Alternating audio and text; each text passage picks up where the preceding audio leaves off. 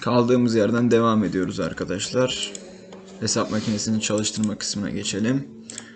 55 çarpı 96 eşittir 5280.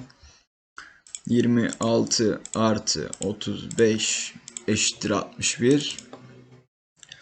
6 bölü 3 eşittir 2.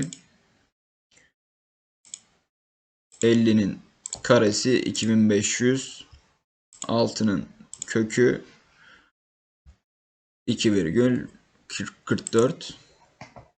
5'in kesir alınması da 0 bölü 2.